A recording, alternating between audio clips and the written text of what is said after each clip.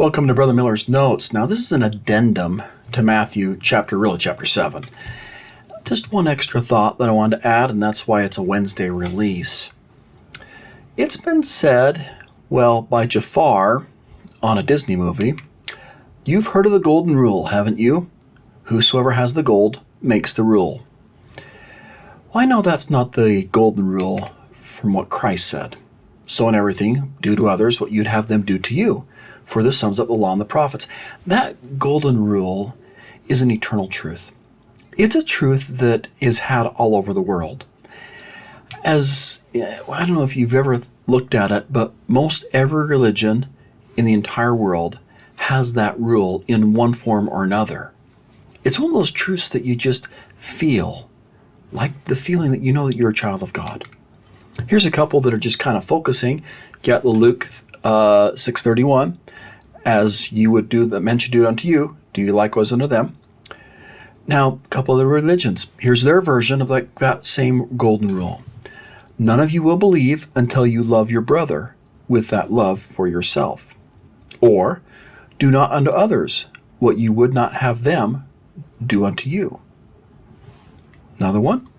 Hurt not in ways that you yourself would find hurtful. Or, one last one. What is hateful to you, do not do to your neighbor. This is one of those examples of a truth that belongs to the gospel. Brigham Young talked about these truths that are all over the place and belongs to what we believe in. So he'll use the phrase Mormonism. So Brigham Young's quote from many years ago, Mormonism, so-called, embraces every principle pertaining to life and salvation for time and eternity, no matter who has it. If the infidel has got truth, it belongs to Mormonism. The truth and sound doctrine possessed by the sectarian world, as they have a great deal, all belong to this church.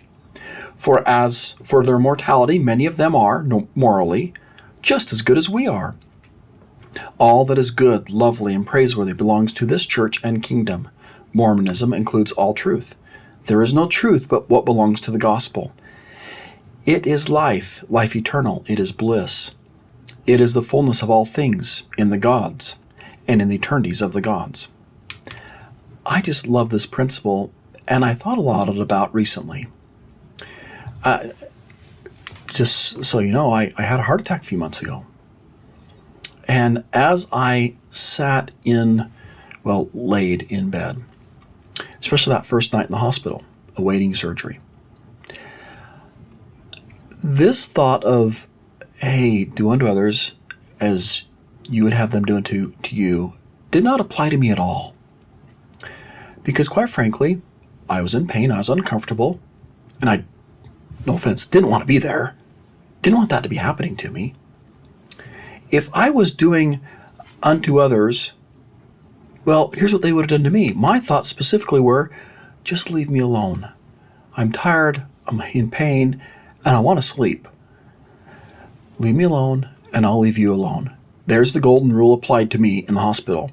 But my nurses would have none of that. Their attitude was, hey, I will visit you each and every hour, at least once a time an hour. And they would. Not the golden rule. Eventually, as I was there, and maybe a little, I know what the nurses were doing. And eventually, I knew the nurses knew better.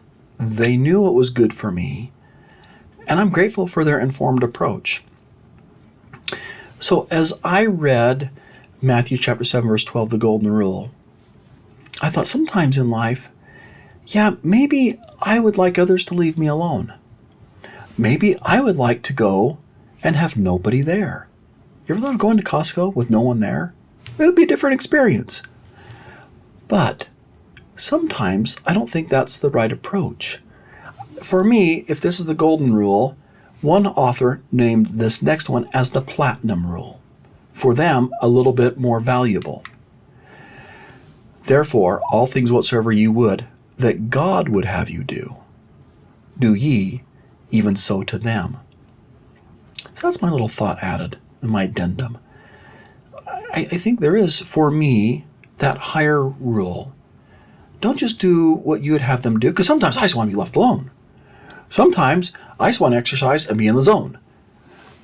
But sometimes maybe you're in the, it's like a recent general conference address, you're in the supermarket checkout line and God says, do this to someone else, even though you would rather just be out of the line and be gone. It really is a Spirit-led, Spirit-directed life if you're doing to others what God would have you do to them. And a part of that encouragement is by President Nelson. He has said, my beloved brothers and sisters, I plead with you to increase your spiritual capacity to receive revelation. Choose to do the spiritual work required to enjoy the gift of the Holy Ghost and hear the voice of the Spirit more frequently and more clearly. And that's what I hope to do, and do to others as God would have me do to them. Have a great day. Keep smiling.